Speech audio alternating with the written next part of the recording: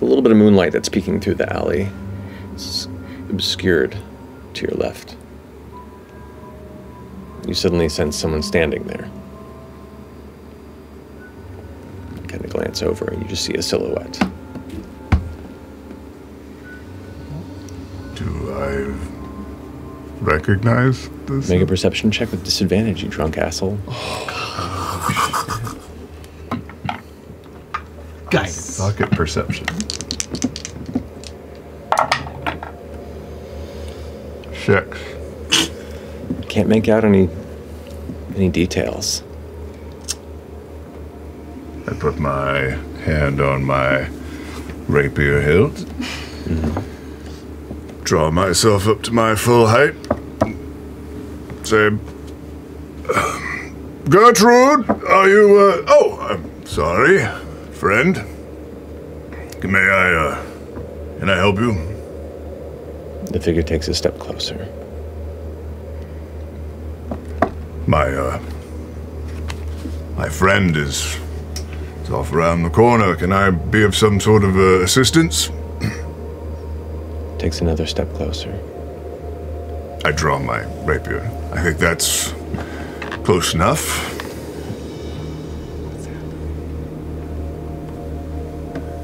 You sense this figure looking at you, and as they get closer to you, the full height of your stance, you can tell the figure's a bit shorter than you.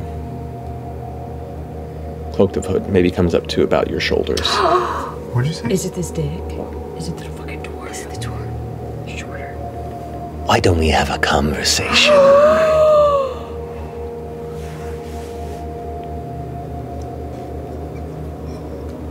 A little further in. And you see beneath the cloak there's a flash of metal as a familiar rapier glint hits the moonlight. Further in. Where? Points deeper into the alley. Okay, is there anyone with him, beyond him? No, the alley itself is maybe about 8 feet from side to side, and they're kind of right in the center of it. And they're about 3 or 4 feet deep into it, and you're about 10 feet deep. Oh, I think I'm fine right where I am. Seems I have you at a disadvantage, sir.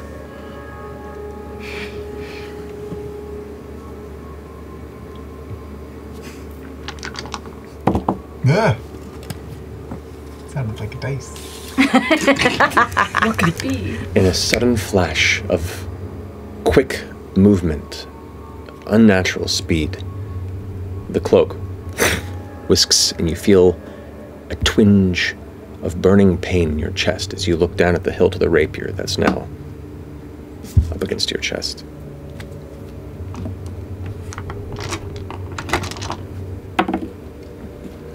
You take 12 points of piercing damage.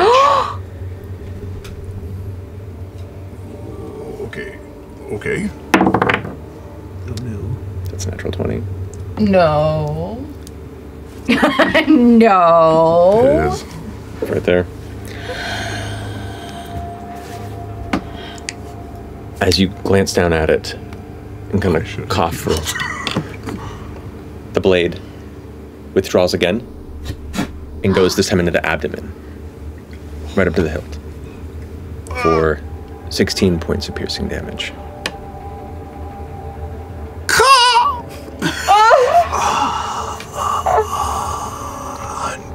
Unconscious. Imogen. Huh? Just then the wind suddenly starts to change. Harsher. Colder. You turn, and your eyes find a familiar sight. The horizon, entirely consumed in red. Swirling, hungry clouds filling the sky and coming fast. Silent flashes of lightning in the distance as you stand motionless, watching the streaks of dark crimson rake across the heavens above you, darkening it, reaching for you. Flora immediately flees.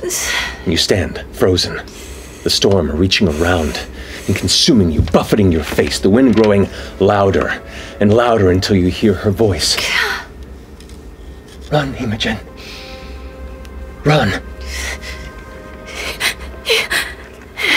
I back up and start sprinting towards my house. You go, and you run, and you run, and you run, and you rush towards that country home which you now see darkened by the shadow of the looming storm as it continues to follow.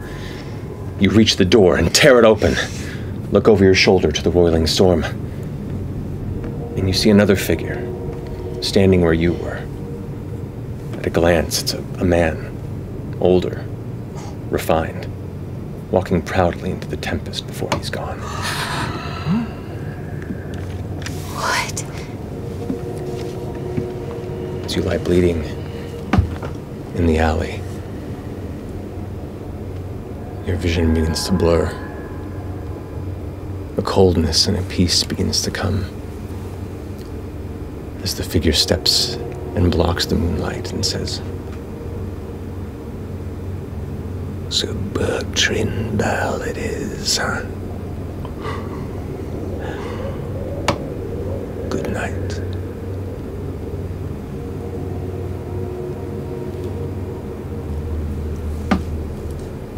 and that's where we're going to finish tonight's episode.